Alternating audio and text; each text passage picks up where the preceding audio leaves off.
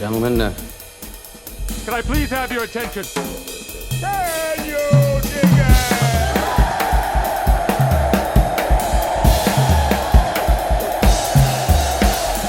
it? Greetings, dear listeners. It's Jonah Goldberg, host of the Remnant podcast, brought to you by the Dispatch and Dispatch Media. I'm less ebullient about it because we have kind of these are sort of sober times. So I've told you guys a few times about the Skiff, which is like our for members only podcast feed. And it's sort of, we're still searching for all the best metaphors for it. It's a little bit like Adaam and I were talking about making it like an audio blog, sort of like, I want to get something version of The Corner on the Dispatch. And since Steve is still being dyspeptic about that, this is sort of satisfies that a little bit. And it's a place where we can, for members only, have what some people might call emergency podcasts, but also just like conversations, quick conversations about single topics, multiple topics, whatever you want to talk about. If Kevin Williamson writes something interesting that I disagree with or that I agree with or whatever, I can say, hey, Kevin, you want to join me in the Skiff for 5 minutes or 10 minutes or 20 minutes or whatever? And we can argue about it or talk about it. And then that's it. The plan was to sort of soft launch it this week. You can go under podcasts and you can see it and just follow very simple instructions about how, if you're a paid member, you can tell whatever podcast app or most podcast apps. If you have some very obscure Bulgarian podcast app, it may be a little more complicated and you have to listen through the website. But, Apple Podcasts, those kinds of things. You just follow our little instructions on your phone or wherever or whatever device you listen to, and it will embed the ability to get past the paywall in your podcast player. So it's really easy. You do it once, you're done. Okay.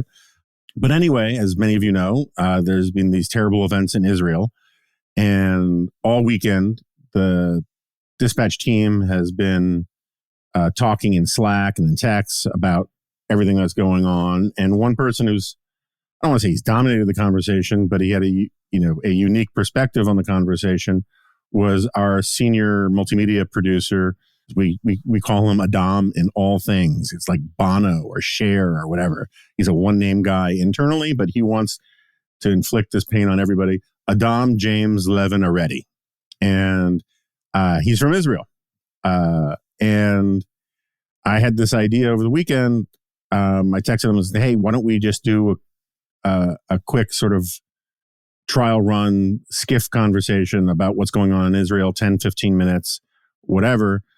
Covered these points and move on. And he said, that's a great idea. Let's do it. And it was funny. And then I texted him a few minutes before we started and I said, you do realize I'll be interviewing you? And he was like, oh, okay. I guess we can do that, because he kind of thought I would be just doing monologuing for the most part and then occasionally going to him. And I was like, I don't think that's a real value add for listeners. He's the one with the expertise. And so it turned into an interesting conversation. If it sounds like I'm talking too much, I probably agree because it was much more interesting listening to him. We went over an hour, and I really could have gone probably another hour if I wasn't on the hook to make dinner last night. We put it in the Skiff. I want to be pretty clear. We're not going to do this all the time, but there's breaking news. It's important news. It was an interesting conversation. We didn't cover every topic under the sun in regards to all of this, which, some of which, again, that's why I could have gone another hour. But I think the first hour was pretty compelling.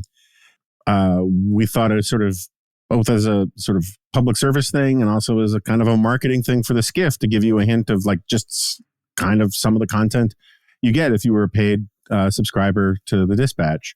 So we decided to bring it out from the paywall and make it the first remnant of the week.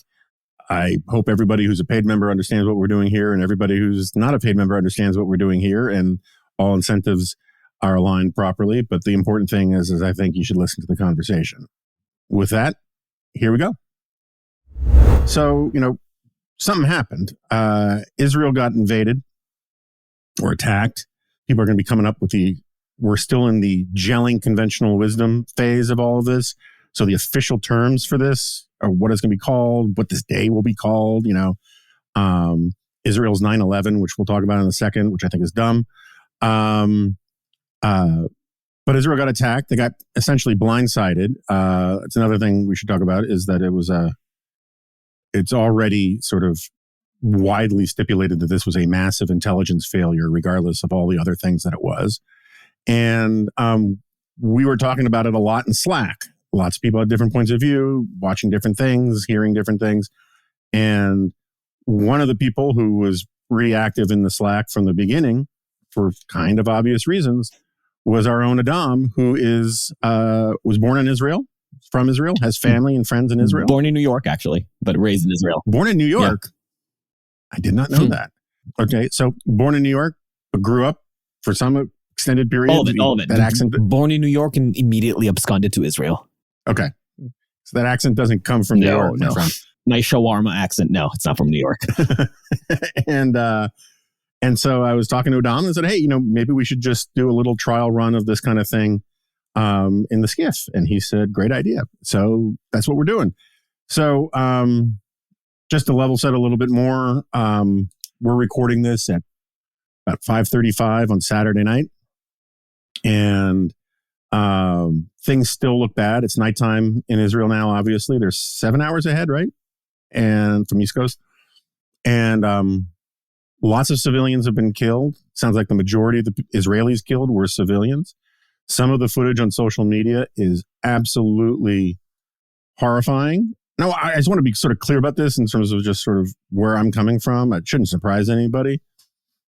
It's morally indefensible, horrifying. Like you can credit all the arguments you want about how the Palestinians have been mistreated, how they're not victims of their own leadership, they're victims of Israeli occupation and oppression and all of that. And there are serviceable and credible arguments in that from that direction, and there are bad arguments from that direction. We can get to that another time.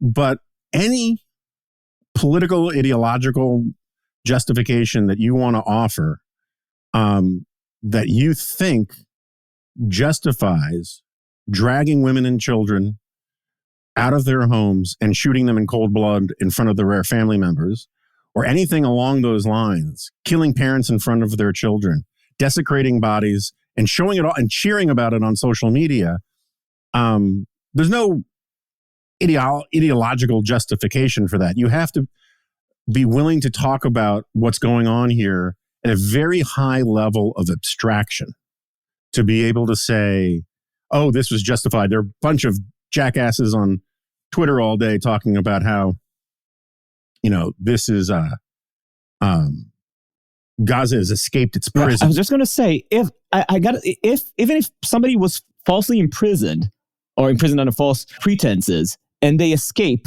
and then they go around murdering and raping, I don't feel a lot of sympathy for the escaped prisoner. I don't know. Sure, maybe they were victims of some sort of injustice. But if you escape prison only to commit all the crimes that you were accused of in the first place, I'm not sure this achieves exactly the sort of moral heavy lifting you think it does. If Martin Luther King left the Birmingham jail and then went around kidnapping old ladies, murdering women, murdering children, our views of Martin Luther King would be different.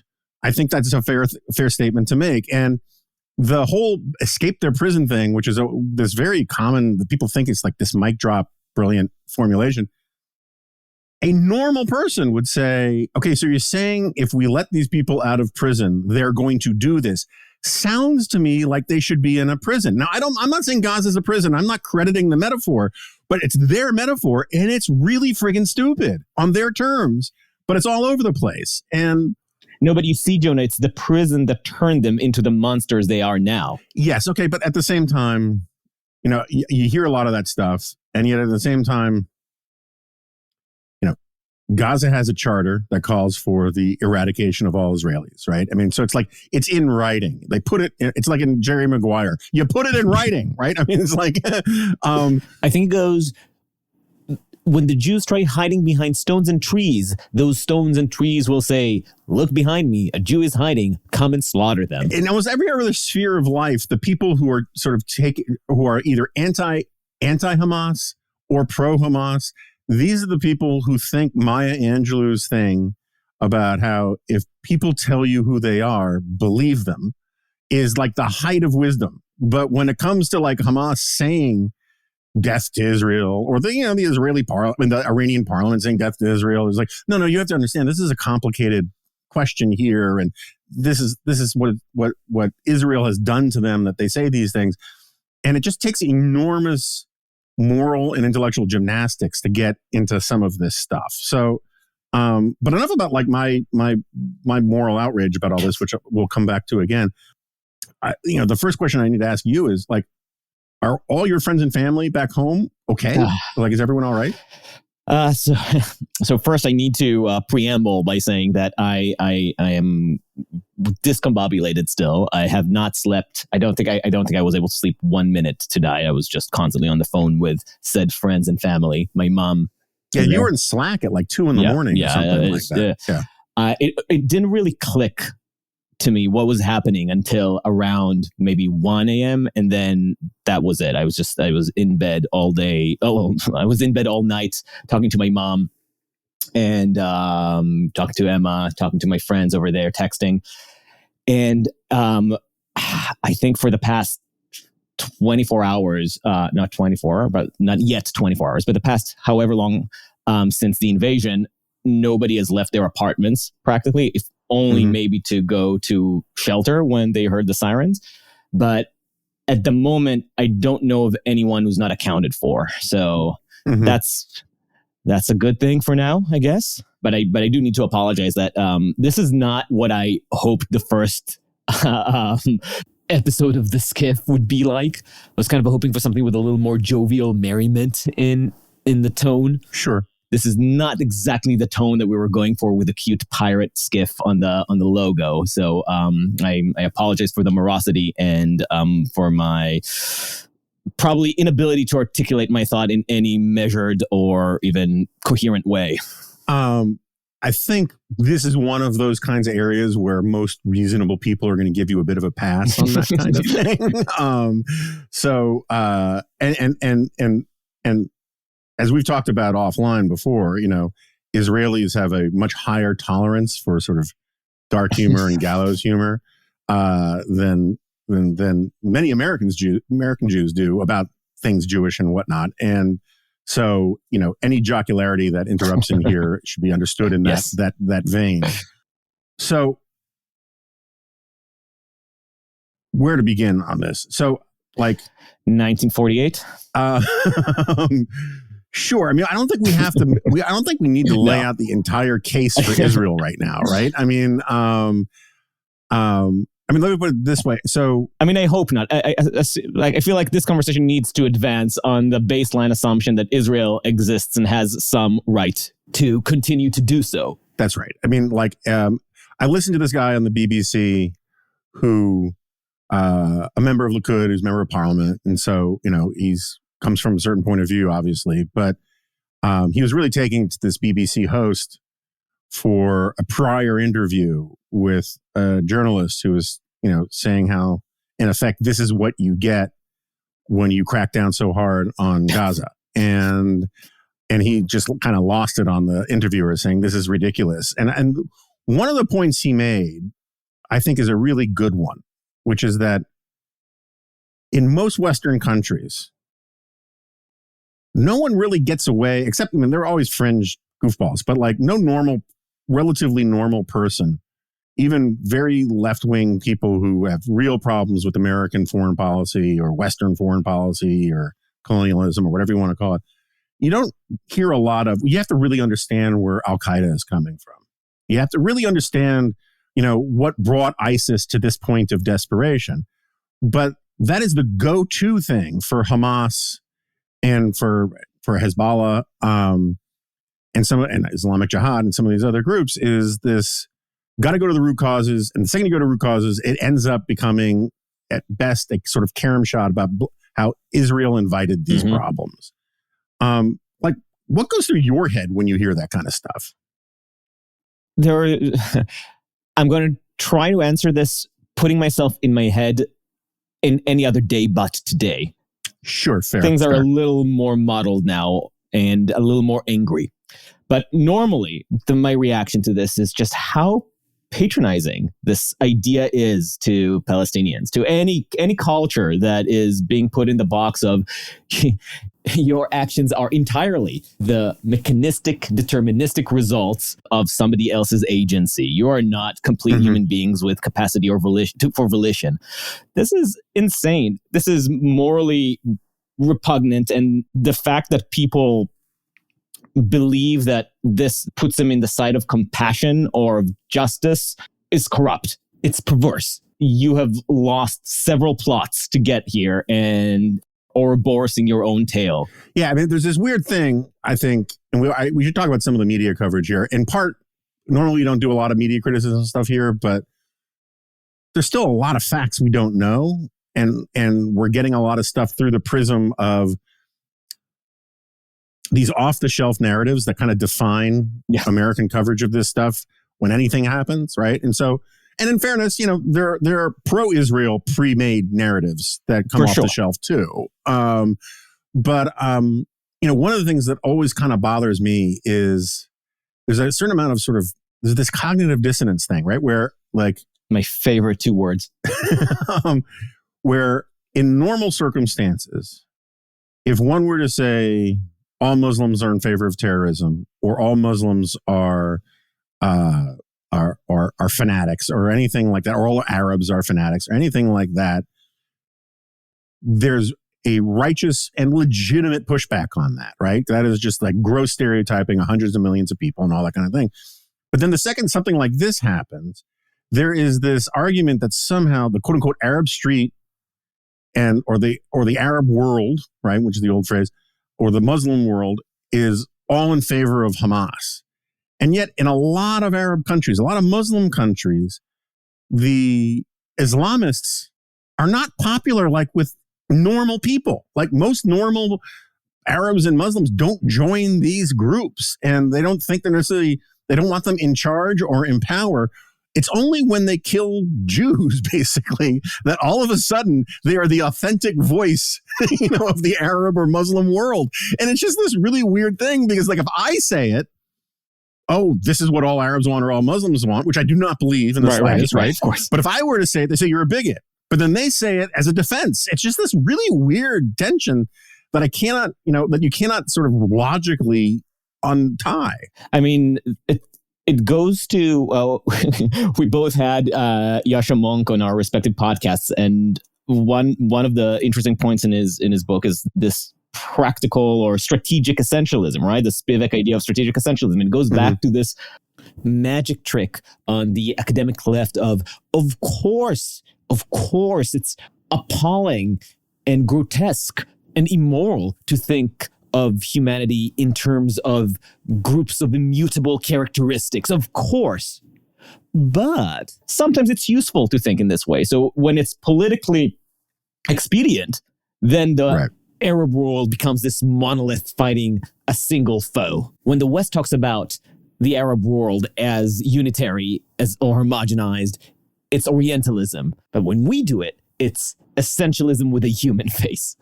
And this lunacy ends up devaluing the lives of the people who actually suffer the consequences of this conflict. And I'm not talking about my people. I'm talking about the Palestinians. A few years ago, I interviewed a Gazan refugee who escaped Gaza through an intense rigmarole. He had to bribe 1 million people, survive his journey on a little dinghy to Turkey and then to a Greek refugee camp, until finally being relocated to Germany. Now, it's not like he and his fellow refugees are huge fans of Israel. Right. But the thing that they were escaping were not the Israeli blockade. It was Hamas's regime. It was Hamas not letting anybody go on with their normal lives or their version of a normal life. It was Hamas putting their friends in prison time after time whenever they would try to speak out, not to topple Hamas, not in some crazy subversive way, just to say, maybe we should focus more on growing our own lives, economy, and well-being, and not send our 10-year-olds to die in skirmishes with Israel. For this, he and his friends were time after time thrown to prison and tortured by Hamas. And in the meantime, Hamas insists on expropriating all the wealth, any kind of wealth that gets accumulated or funneled to this little strip of land and use it to dig more tunnels, buy more weapons, and train more 10-year-olds to die in skirmishes with Israel. In fact, that's the thing that horrifies me, maybe above all, in this horrific attack, is that Hamas knows this is suicide. Hamas knows that the brutality that it unleashed is going to lead to Gaza getting flattened. Mm-hmm. This brazen attack only means, to me, that either, or both could be true, but either there's a next stage to it where Hezbollah joins in, or Iran, through some other proxies, instigates a bigger regional war to stop the Saudi agreement, or it really is open to the idea of total kamikaze. We're making our move. Israel will flatten us. And the political results of this is actually what we're interested in. We're not interested in the next step after Gaza has been completely extirpated. And I can't, when I try to think of the people, the decision makers in Hamas that all they need is control over, a few hundred people in this strip of what I think 1 million something, right? Individuals. They just need a few hundred people who are willing to go along with it, while the leadership obviously hides in bunkers or in Qatar or wherever. And that's it. They're basically sentencing their kin, the people that they're supposedly, whose freedom they're supposedly fighting for months, if not years of, I don't know. I don't know what it's just some horror. Yeah. So it's one way to think about this. And you can tell that the more I try to grapple with it, the less sentences get finished. Yeah, no, I totally get it. I mean, I totally get it. I tried to have some text conversation with our friend John Podhoretz about all this, and he was like, yeah, the rocket blew out all the windows in my sister's building, and he sent me a picture of his nephew suiting up because he was called up from the reserve, and it's like, I'm just going to give him a little space on this for right now. I mean, it's two things. It might be useful kind of to sort of, because it's funny, this morning I was outraged by MSNBC's coverage. Like CNN had, and I'm full disclosure, I'm a CNN, contributor or whatever. And CNN had, conventional liberals who made what I thought were dumb arguments or not dumb necessarily, but, conventional arguments that I disagree with. Yeah. Arguments I disagree with about this stuff, the kind of, Obama or, retread types who had positions I disagree with about foreign policy that annoyed me.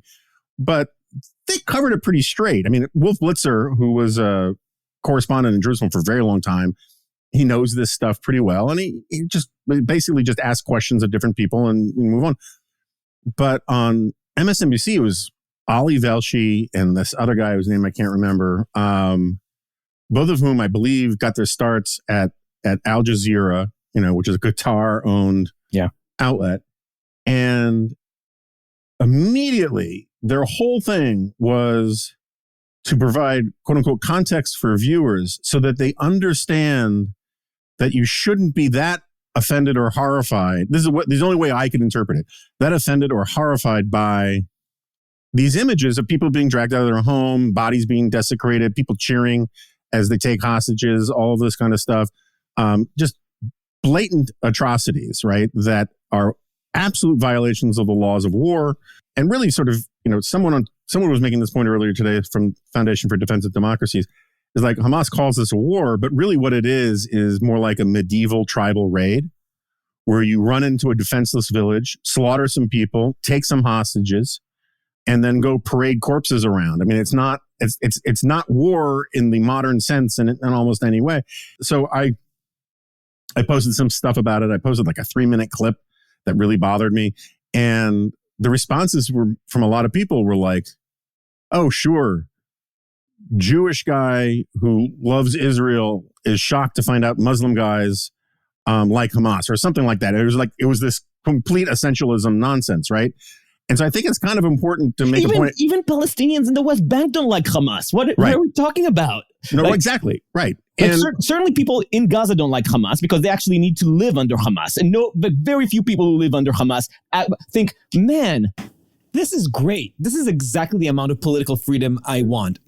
This is nonsense. By the way, the reason most of the refugees that I've interviewed had to escape Gaza was precisely because they wanted to criticize Hamas, not to say that, not based on Israeli Jewish neocon propaganda, but because, but just based on, hey, we would like some social services and a functioning hospital and a place to work instead of recruiting our 10-year-olds to go fight Israel.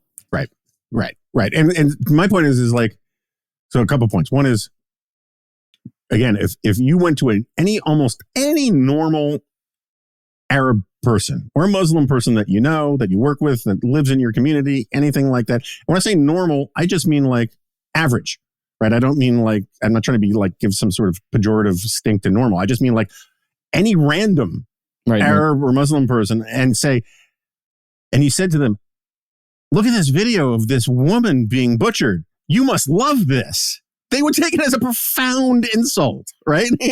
I mean, like, what the hell are you talking about? What makes you think I love watching, a 90-year-old woman get shot? And yet that is sort of the underlying assumption of a lot of this crap. And I think that one way to make a point is like, there are a lot of very galaxy brain people out here who are sort of on the anti-Ukraine side who are giving themselves hernias today, trying to say, don't you dare compare what's happening in Israel to what's happening to Ukraine. They're completely different things. And I will argue, like, as a nature of the military conflict, they're different. The geopolitical considerations are different. But it gets to your point about the agency thing, right? Like, I am as offended by Russians dragging out Orthodox Christian Ukrainians and raping them and murdering them and shooting them in the back of the head and torturing them as I am by Palestinians dragging Israelis out of their homes and doing those things.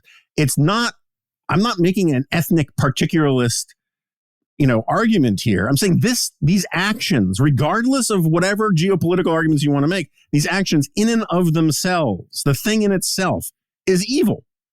And you cannot come up with some elaborate rhetorical cathedral that decontextualizes it to the point of an abstraction where you say, well, you have to understand the root causes. No, anything that led you to this point does not justify doing this.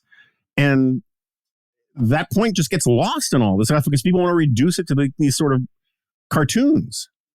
And the idea that being disempowered in one situation inevitably, not just necessarily, but also inevitably, like I said, mechanistically, deterministically, turns you into a monster. The most monstrous version, the most ghoulish version of humanity. Right. That's not... If that were true... I have relatives who survived the Holocaust, and part of my family that grew up in Israel, we've just talked about this, from my grandfather's side, I'm 9th generation Israeli, and they lived under... They've survived many atrocities from many different nations under several different regimes. And I don't know of any Levine who partook in the occasional marauding as the inevitable connection to their inner brute. Right. I mean, it's so easy to falsify, right? When you just say, well, how come every single homeless person in America isn't a deranged psychopathic murderer, right? They're powerless. Right, they have no opportunity. They aren't that way. Not every black person in Jim Crow South or in the ghetto or in the Jewish ghettos going back a gazillion years took these recourses. Right? I mean, it is dehumanizing to say that. Well, of course, they do this because Israelis made them do it. Right. And it gets really, really tiresome. But none of this should be an endorsement or condemnation or any comment on the morality or lack thereof of the Israeli policy in the occupied territories or the blockade on Gaza. Whatever you think about it, we probably disagree about some of the details. This just does not factor into whether what Hamas just did is tolerable. Right. So, like, let me get. I'll ask you your position on the occupied territories in a minute. But as an Israeli who knows a lot of Israelis, right, has a much closer attachment to the Israeli mind than I do.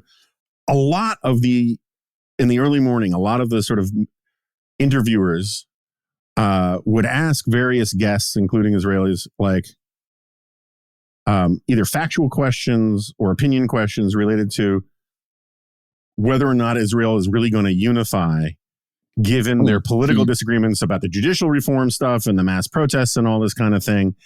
And at least all the Israelis that I could tell were all like, of course they are.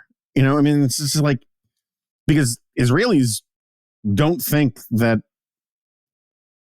oh, well, because I disagree about judicial reform, I'm not going to have as big a problem with someone's grandmother being dragged out of their house, right? And there was a lot of surprise I saw from various people, and some of the surprise I can forgive because they only know the sort of narratives that make it across here. Were you at all surprised? What do you think about this surprise? I mean, to me, it's sort of, once you think about it for a little bit, it's of course obvious that everyone's going to drop these arguments. There's going to be a unity government if there is. I think there's already is one now, right? Or at least it's good. Yeah, I mean, it's in the process. Lapid, Gantz, and Netanyahu have been circling each other, and Netanyahu says that he wants to do a unitary government a la the 6-Day War, which was transitional. Yeah, the only reason I can see somebody being surprised by this is having lived in the abstracting experience of the American culture war for so long and viewing this as the only model for polarization. And the thing that's so fascinating to me as an outsider looking into American culture is how profoundly noxious it is while also being mostly vapid. So much of the tribalism is nothing but a designation of belonging with very little ideology. Whereas in Israel, and that's not to say that there isn't it. And you see this when opinions on topics that people considered fundamental shift overnight when the other team endorses it or vice versa. Whereas in Israel, the fault lines have always been there. The divide between the secular and the religious, the divide between the Mizrahi and the Ashkenazi Jews, the divide between the doves and the hawks. All of this existed, but all of this was within the context of, well, we need to do anything we can to protect ourselves from the existential threat that always surrounds us. And arguably the reason this factionalism heightened in the past 10 years, besides Netanyahu's style of politics, is the fact that, to Netanyahu's credit, the past 10 years, the past decade has been very prosperous and mostly secure. It has been more secure. Basically, since I left Israel, the country has been more stable and secure than any time that when I was growing up there. I grew up during the second Intifada. I had buses blow up outside my high school. I remember every time that I would go take a bus to high school and middle school, I would think, I really hope I don't die today, because this is a line that exploded a few weeks ago and I would rather keep on living. And I had friends get shot and others blow up in cafes around my neighborhood. So that experience was taken for granted. This is part of the reason we accept like dark humor more fondly than maybe the American Jews. It's just that was the background of our lives. And in the past 10 years, there really haven't been many like massive terror attacks. There really haven't been states of prolonged existential panic, the type that I've experienced and me and my friends experienced growing up. So my term for this, for the sort of mindset that takes hold in times of security, is peace privilege. The West and the US have experienced years of peace privilege, and that's why they get to dwell in stupid little squabbles. And Israel has enjoyed a sort of peace privilege for a decade, and that fueled by Netanyahu's, like I said, particular personality and social media and all the other sociological influences made Israel a little more culture war-y. But an event like this, when you have hundreds of people, or I think the count right now is about 300 people murdered within a few hours. At least 50 people, if reporting is to be believed, kidnapped, many of them civilians, and thousands of people injured in what is an attack that targeted civilians. Who's going to care about the judicial reform? Right. My most lefty friends, my friends who would go to East Jerusalem every Friday to protest against the forced vacating of Palestinian houses, or any kind of injustice, that some of which I would also consider injustices that have been taking place in that area. But I don't protest. I don't like mass participation of that sort. But my friends would go there every Friday, some of those friends, and they're texting. They're now joining up the reserves. They are.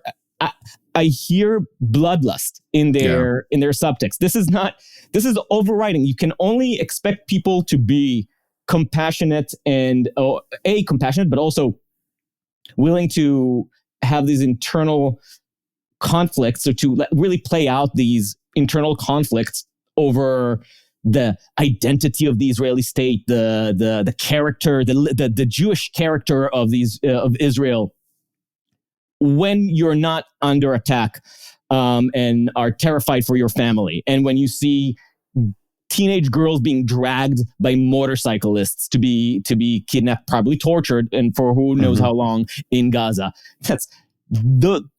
it completely nullifies any of all the energy that was there in the background. Now, that said, there will be a time to think how the past year and all the changes in government that have led to the protests and the judicial overhaul and everything around it, how that plays into, how that influenced or interfaced with the attack from Gaza.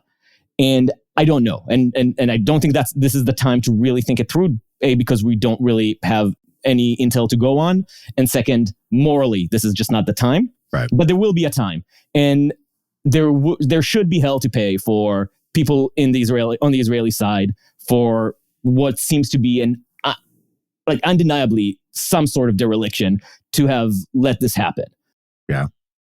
This maybe leads us to the Israel's 9/11 discussion, but my immediate thought last night, was talking about this with my mom, is it's shocking how the government that was elected to be the most right-wing, most hawkish, most security-minded coalition in Israeli history has had this happen under its watch. Now, doesn't mean that Lapid or anybody else could have done better. That's what we don't know. But it's worth remembering that all this bombast and strongman rhetoric is just air. It's nothing. Yeah, no, but I think that's an important point. And I was talking to my mom, and my mom was saying, all the more every time that I see somebody like Ben Gvir and the more like Smotrich talk about, who are these people? Most people don't know who these people are. Sorry. Ben Gvir is is currently the Minister of Homeland Security and the Minister of Police in Israel. He is a former Zionist terrorist. Designated terrorist by the state of Israel. He was not allowed to run for office until recently, until Netanyahu changed the law to basically give him the exception, or it's not exactly pardoning, but basically allow this person who's in the radical right. And when I say radical right, I don't use it in the way that the New York Times call anybody like, right of mention as radical right. We're talking about actual Jewish terrorist. Sort of like a Kahana type. Right? A Kahana type, exactly. Yeah, okay. And Netanyahu needed him for his coalition. And one of the reasons that this current government got so many people on the left scared, not just on the left, on the center too, is the fact that it embraced out of political necessity, this person's Ben Gvir's radical Jewish Might party. Just the name Jewish Might should give you chills. Anyway, his style in public life has been this, very macho, we're going to crush them type perorator. And it's garbage. And what me and my mom were talking about last night is that seeing Ben Gvir talk, especially now when the Israeli security was shown to be a Potemkin village, this Ben Gvir style rhetoric reminds me of Nasrallah, reminds me of all the strong men of the Arab world who will always say, tomorrow morning, we're going to crush Israel. And then the next day we're going to crush America and the world will be ours. It's like, okay. And nobody who listens to this is, it doesn't seed any fear. It doesn't make anybody quake. They're like, yeah, okay, Nasrallah, that's cute. And hopefully this is how people will start seeing Ben Gvir and his type of chauvinist populism. Again, I'm not saying that anybody else could have done a better job, but we know that this government has been talking big about security, and their first and foremost mandate, they did not deliver on. So, yeah, I was listening to, again, on the BBC, they had, can't remember his name, Ephraim something, who was a former head of the Mossad. And he was like, look, this is objectively an unprecedented, not since the Yom Kippur War, can you point to an objective intelligence failure of this magnitude. There's just, and he says now's not time to do it, but there's going to be a commission and we're going to look at this, and I can imagine the fear of an angry Israeli commission trying to figure out who screwed up is going to inflict on some people in the bureaucracy. But I think your point is a really good one, and it's one that I think has parallels in the American context, in the sense that Lyman Stone has been on the podcast, The Remnant, a few times.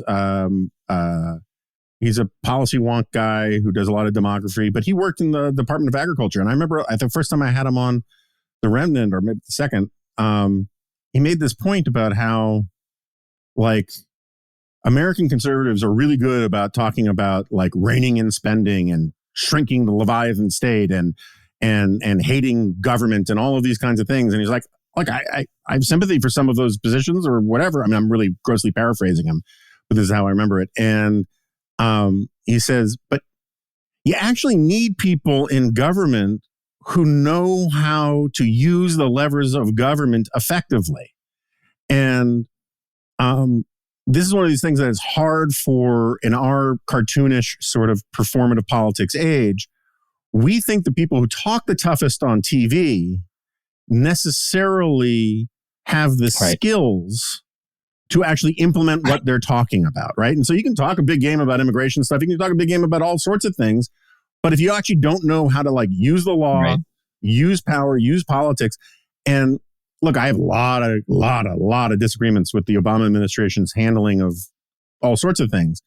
But one of the things I think a lot of conservatives who think everything is about bumper sticker talk don't understand is that sometimes people in the other party who are vulnerable on the charge that they are weak on national security stuff have a much greater incentive to actually do national security stuff smartly, because they're going to get screwed, right? And so Obama took out bin Laden because he understood how vulnerable he was on all that kind of stuff. I mean, it was the right thing to do too, but, like, he took a big risk.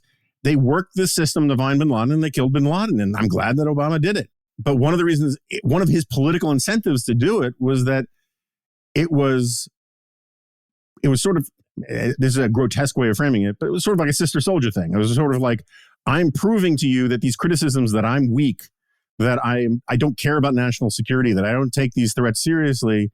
Well, I'm doing this, and that takes those charges off the table. And to a certain extent, rightly so. And, like, Ehud Barak, he had, he was sort of squishy from, from the Likud perspective on a lot of things, right? But he was a serious guy who'd served heroically in the armed forces, and he understood that, that labor had this impression, had this reputation, fair or not, of being too weak on this stuff. And that gives him an incentive to take it seriously. And, that's how the system should work, right? You can argue that for the same reason, almost every Israeli peace accord was achieved by a right-wing government in Israel. Right. Yeah. No, exactly. It's sort of a Nixon to China thing, right? Right. So, I mean, we're going longer than we originally planned, but so the communities that were attacked, right? This is just more an informational question on my part. Yeah. People keep calling the people there settlers. Now, I understand that there are communities, settler communities where they're deep in Palestinian areas and the word settler has some merit to it. Right. Are all of these places like that? Because there's also the problem with calling some of these people settlers. It makes it sound like they just got off the boat from Minsk, when in fact they're all Israelis. Right. And most of them were born in Israel, and so they're Israelis moving to a different part of what they consider to be Israel. How should ignorant Western media types like me parse all that? So first of all, let's be clear that the rockets are landing all over Israel. Everywhere. They hit Tel Aviv shortly before we started recording. Yeah, and my mom has been locked in her apartment in Jerusalem for basically since it started. So the idea that they're only targeting, I don't know what kind of moral argument is trying to be smuggled in this, but the idea that if you say settler, it basically is equivalent to saying, oh, well, they targeted military targets. These were military targets. No. These are colonizers. These are colonizers, right? And that's therefore, No, these are civilians. If you want to argue about their legal status vis-a-vis international law, it's fine. But these are civilians. So whatever you think you're smuggling in, there's no moral justification at the end of this line of inquiry. But the different types of settlements, I don't think we need to bore Skiff listeners with exactly the difference between the Green Line and A territories and B territories, but there are different territories that are basically divided around the period in which it was absorbed by Israel, and B, the legal authority that Israel has decided to apply to it. So some territories Israel decided to completely annex and claim this is Israel, period. We're not even going to argue about this. And other territories they decided to keep under an occupied territory status in order to at some point have some leverage to negotiate peace deals. Right. Give away land. Exactly. Exactly. Some land exchange in the future. And the reality in those territories, the lived reality in those territories, has changed over time because at certain periods, Israel incentivized people to move into some of these territories, while not into others. Sometimes as a strategic move, sometimes as an ideological move of expansion. It's very complicated, but each territory has its own status. Now, the most of the towns around Gaza are part of what we count the Otef Aza, which is the Gaza circumference or Gaza envelope. And those are small, usually poor towns that existed before the disengagement from Gaza in 2005. And their status as settlers is not in the same vein of what people imagine when they're actually thinking of settlers in the West Bank. That's not most of what's happening in the Gaza circumference or envelope. Those are poor towns that mostly suffer the brunt of Gaza rocket attacks. And many of them are actually old school kibbutzes. We can go further into the legal exactitude of their status. No, that's I don't fine. think it's that interesting. Yeah. The only thing that matters is these aren't territories that Israel considers Palestinian, like the West Bank, where some settlers will still try to build their tenuous illegal settlements within Palestinian territory. Some Israeli governments kind of turn a blind eye to it. Others go immediately and try to stop it. But the people living around Gaza live in a territory that, for the most part, Israel considers as, we've disengaged Gaza and drew back our forces so that we can unilaterally define this as our border. Now, of course, this is still not fully annexed in the sense that there will be some negotiations if there ever is some kind of peace with the Palestinians, and probably there will be some give in those territories as well. But for the most part, calling these settlers is like saying all of Israelis are, or no, most of Israelis are settlers in some sense. Sure, we are all just evil colonials, but right. I mean, and also, I mean, these communities are on the Israel side of the wall, right? Yeah. I mean, so not so wally wall, apparently the semi-permeable wall, as it turns out. And your point about the international law thing is it's worth putting just an exclamation point on it. Insofar as perfectly legitimate to talk about the legal status of some of these places according to international law, but if you're going to invoke international law, you need to acknowledge that international law also says you're not supposed to drag people out of their homes and murder them, right? You can't live, if you're going to live by the law, you got to live by the law, right? I think that's more of a norm than a law. Oh, God. All right. So just last question and then we'll get out of this. Wait, I wanted to ask you a question. Okay.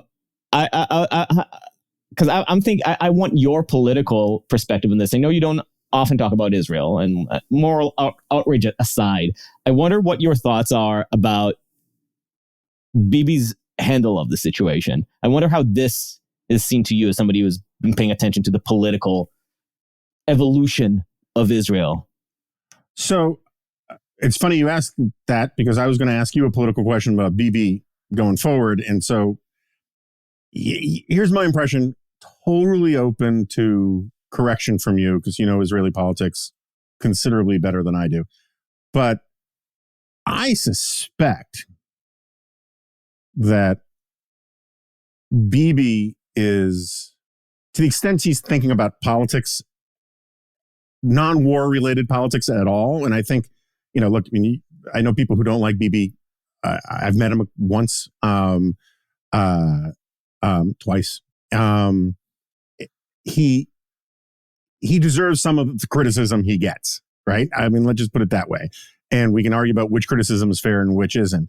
But I think ultimately the guy loves his country and he wants what's best for his country. And you can argue about whether his vision is actually what's best, but I think he believes it. He also likes to be president or prime minister. He likes to be in charge, right? He loves politics, longest serving prime minister in the country's history. I suspect it was my impression that he really didn't like having to form the crappy coalition that he formed. I think he thinks that some of those guys that are in there are pretty scuzzy, but it was the price he had to pay to get back into power, to form the coalition and all that. And every politician is capable of a lot of self-delusion about how my country needs me. And so therefore I have license to do all sorts of grubby things in politics that I otherwise would find fault in others, right? There's a lot of ego involved in this kind of stuff. And so the question I wanted to ask you about was, this in a weird way could be a lifeline there's going to be a real opportunity for Bibi going forward, because a unity coalition government, my understanding, this is the part I don't know about, is like, if you're going to form a coalition government, a unity government, you're going to give some of these cabinet positions to different people than who currently have them. Right. And this is going to allow him to swap out some of these really problematic people with better people. Right. And who would be bad for him politically at a time of peace, but much preferable at a time of war. And if they get through this relatively successfully and intact and all of that kind of stuff, on the other end, it's entirely possible to see that the sort of the crazies who were kicked out are pissed at Bibi, but some of the moderates and normals who were brought in for this thing stick around, and he gets a better coalition coming out of this than he went into it with, which I think would be good for him but good for Israel too. Does that make sense? It makes a lot of sense if I'm imagining Bibi of even 5 years ago. Yeah. The thing that really scares me, and I feel like I may have violated the second rule of the remnant. If the first rule is no math, the second rule is no emotion. So I've already exceeded some lines of passion that should not have crossed. For the record, I've cried several times on the Remnant, so yeah, you're doing fine. But I when I think about it, it really shakes me.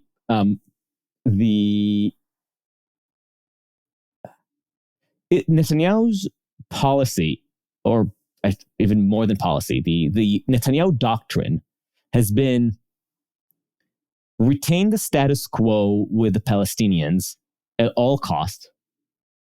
You pretend to give some land to make some homage to the settlers and the far right while actually not doing much, and you pretend sometimes to make gestures to support the left, the more liberal dovish causes while not doing much. Where his vision is, there is really no solution to be hashed out with the current Palestinian government, and all I can do is maintain the status quo as safely as possible while pursuing better policies internationally with other countries, and maybe completely reimagining the Middle East map, investing in the economy, making us a superpower.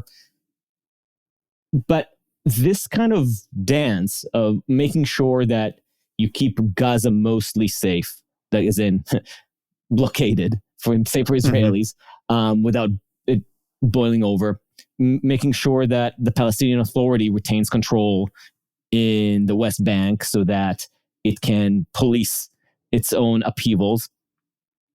All that requires such finesse, so much delicate diplomacy and actual 7-dimensional chess, which Bibi throughout most of his career has proven completely up to.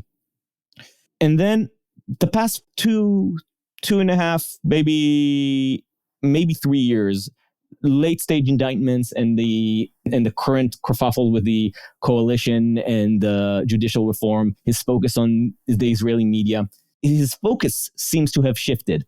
And like deep down, I think many of us, even Bibi critics, thought that, well, but he's still Netanyahu, so maybe he is obsessing on stupid laws like reforming the Israeli media and trying to control it because that's his little pet obsession, and always has been, or there's the judicial reform. But he still has a grasp on the geopolitics, which to most Israelis is the thing that matters most.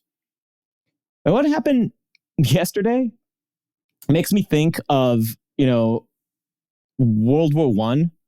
And the Kaiser, what was his name? Wilhelm II, right? He was the Kaiser at the time. He inherits from Bismarck the most convoluted, complicated network of alliances that Bismarck has put together. Bismarck has created the world order that Wilhelm II inherits, and Bismarck was a master dancer when it comes to diplomacy and geopolitics. And Wilhelm II is a moron. And is braggadocious and nationalistic in the dumbest sense, and doesn't understand at all how to hold all those intricate threads together, and drags the entire world into one of the worst, most horrific wars in history. And a dumb war. It's right? a dumb At the end of the war. day, It's a dumb war. the dumbest friggin' and war. the only reason it happened was because you had such a delicate network of allegiances, of alliances and treaties that was formed by the one person in the world that was able to keep it together and keep all the powers in just the right balance and knew how to make the dance. And once he was out of the picture, which was also due to Wilhelm's ego, once he was out of the picture, everything collapsed. So you think he went from being Bismarck and something, he's kind of gotten like Giuliani-fied and become Wilhelm. Yeah. That's what I'm afraid of. Until yesterday, I was thinking, surely there's still enough Bismarck in him. And now, last night, I'm like, for this to happen under his watch is unbelievable. And so I don't know even if he has the statesmanship and grace and if he grasps the magnitude of the moment and brings in Gantz and Lapid is the moderate opposition leaders, and create a joint coalition with them. I don't know if that can save him. This utter embarrassment is such a puny word compared to what this is. Yeah. This is the what was it, the 4-season landscaping moment? Yeah. Just a lot bloodier. Gosh, I don't want to end it on that note, but we really do got to get out of here. But but at the same time, I mean, like, doesn't that suggest that he won't last long, right? I mean, if there's going to be, I mean, again, right now everyone is just in self-defense mode, unified mode, and all that kind of stuff. But and that's what reminded me, because you didn't really close the circle on it. It's a point that you made in Slack earlier about why this isn't a 9/11, which we kind of teased at the beginning. The 9/11 in America, the 9/11 thing was famously called a failure of imagination because we just didn't think such a thing was possible. You grew up in a country where there are whole bureaucracies of very smart people, experienced people, whose job it is to think someone wants to do this every single day and to be on the lookout for it. So, like, in the wake of 9/11, there were a lot of recriminations and a lot of backward looking, finger pointing and all that kind of stuff. But everybody kind of had an out because nobody really could have thought something like this was in the cards. Like, in Israel, it's a lot. There are a lot of people, it's like, what would you say your job is if not for thinking about this and looking for this, right? And so it may be that like Bibi gets a pass for a little while there's the fighting, but in the wake of all of this, I mean, like, if Bibi loses his job, I mean, it's sort of like people who think it'd be so terrible, it would be just so unfair for Donald Trump to lose his job that they make these wild concessions to all of the damage that would come with Trump getting the job again, right? Like, it is not worth the health of the United States of America for any politician to be elected again just to own the libs or anything like that. It is not worth the survival of Israel that Bibi get to go out on an honorable grace note at the end. And my hunch is that if it really becomes clear that this was just a really grotesque dereliction of duty on the part of his government in a way that the way that we kind of suspect but don't know yet, maybe he just doesn't survive, and so be it. Yeah, I'm not worried about losing Bibi from politics because I think whatever his talents may have been, it seems like they may have reached their expiry date. Right. What terrifies me is that, well, first, I don't know who is going to take his place, but without even getting too doomsy in my own head about what the government is going to look like afterwards, the things that I feel are almost a certainty at this point is that the sort of pain that Israel is going to inflict on Gaza in the next few weeks is going to be like nothing we've ever seen. Yeah. All over the world, which will be tragic. I mean, I can't bring myself to really think about this. I'm in several layers of denial about what's going to happen now. And, and especially if I think about like the Gazan refugees that I interviewed, all the hundreds of thousands of people there who did not ask for this, did not want Hamas to start this, right? And are the people who are going to suffer the consequences of Hamas's hubris. It's not even hubris; it's Hamas suicidal, right, attack. Does it count as suicidal? Is it vicarious suicidality if you inflict it on your people but not on yourself? Anyway, because the leaders are still going to be hidden and protected. But anyway, this is going to happen. The next step is protests all over the world, and some of them are going to be violent. We're going to see arbitrary attacks against Jews that have nothing to do with Israel, as we've seen in the summer of 2021. It's going to be ugly. And the and the mood in Israel is going to get worse. And I mean, in the Arab Street in Israel, in the Palestinian Authority, and in the Arab towns, in the Arab Israeli towns. Again, like we've seen in May 2021, we're probably going to see riots. We're going to see upheavals. We're going to see something that's much more that resembles civil war more than two standing armies. And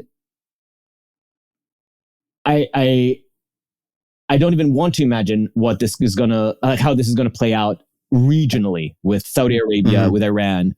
I don't know, but those steps are almost guaranteed, and it's already horrific enough to understand how this is going to play out on the Israeli psyche. Which means, if at the end of all of this, Israel comes out and is, intact, no nukes have been launched, everything is like the best case scenario for Israel. Israel is going to be a much darker place. In the past couple of months, the far-right government wanted to introduce corporal punishment into Israeli law. We don't execute. The only person that got executed in Israeli history is Eichmann. And the far-right government wants to create an exception that allows the execution of terrorists. What's a terrorist according to their definition? Probably tantamount to a Palestinian or somebody of Arab nationality. So not great. This is going to happen now.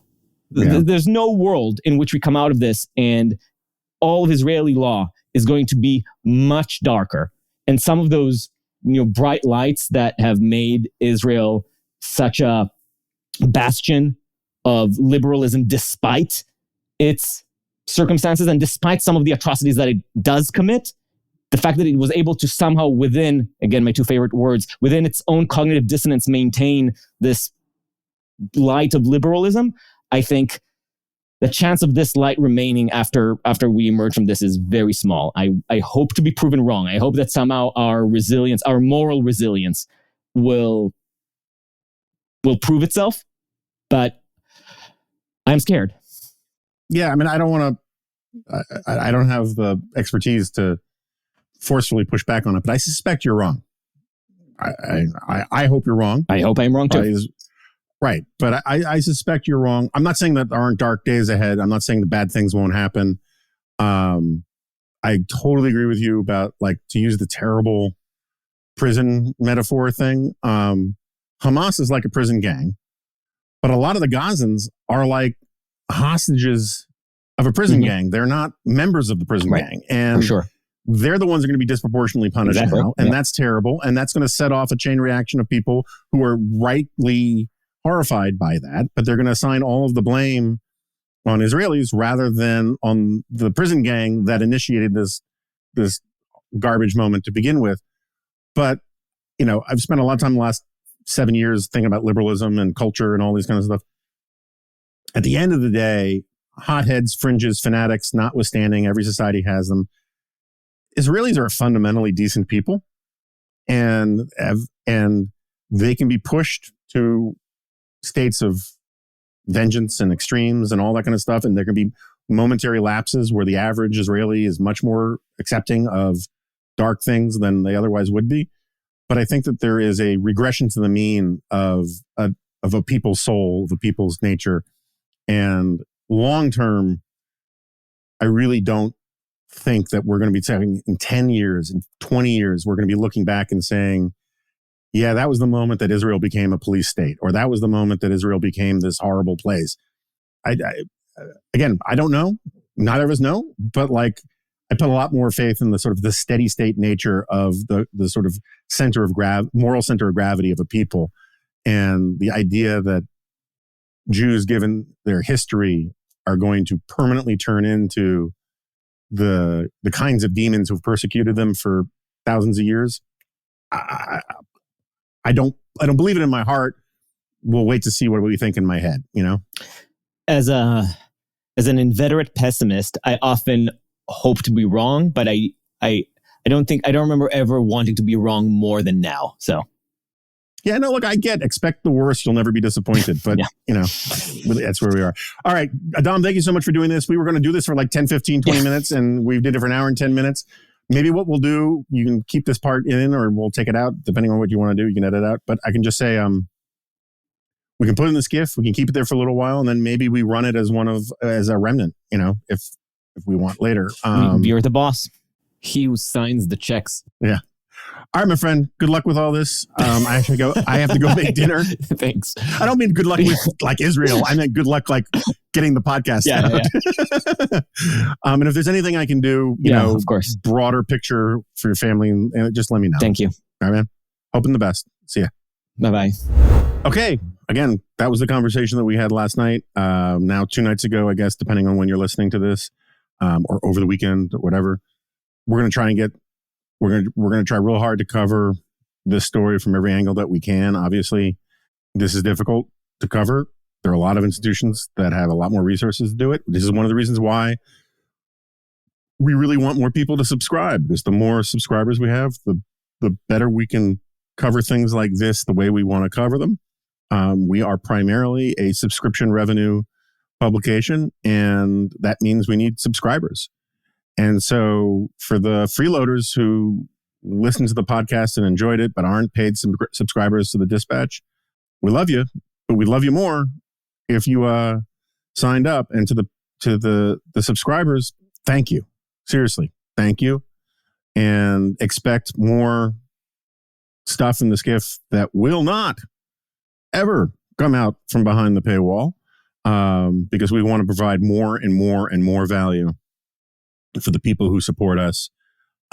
We think it's a great value already, but we want to do more because we want to encourage people who are subscribers to stay, and we want to encourage people who aren't subscribers to, what's that word? Subscribe. So thanks again for listening. Thank you to Adaam, single name Adaam. And I have all sorts of more questions, or maybe I'll have Adaam back for a short conversation in the Skiff later this week, where I can be like, hey, Adaam, I didn't ask you anything about the ultra-Orthodox. I didn't ask you about this. I didn't ask you how you think the hostages stuff is going to work out. And we can cover some of those points in a shorter, behind the paywall version in the Skiff proper. But with that, thank you so much for listening, and I will see you next time. לא טוב, זה הסקט.